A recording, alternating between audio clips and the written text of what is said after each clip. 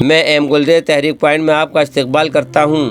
ناظرین، انگریزی مدارس کی تعلیم جس سے زیادہ تر ہندو ہی مستفید ہوتے تھے، ان مدارس میں تاریخ کی وہ کتابیں داخل کی گئی تھیں جو تعصب آمیز طریقے پر لکھی گئی تھیں، جن میں مسلمانوں کی برائیوں اور ظالمانہ کارروائیاں دانستہ یا نادانستہ نہایت تفصیل کے ساتھ درج کی گئی تھیں، جن کا نتیجہ یہ برآمد ہوا تھا کہ مسلمانوں کا وقار جو ہندوستان کی قوموں کے دلوں میں مدت سے چلا آ رہا تھا وہ باقی نہ رہا اور نہ رہ سکتا تھا۔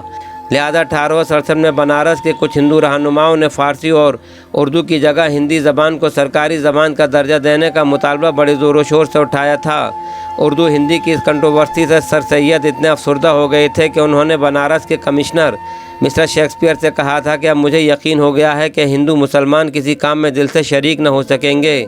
ابھی تو کم ہے، آگے اس سے زیادہ مخالفت اور اناد ان لوگوں کے سبب جو تعلیم یافتہ کہلاتے ہیں بڑھتا نظر آتا ہے۔ جو زندہ رہے گا وہ دیکھے گا۔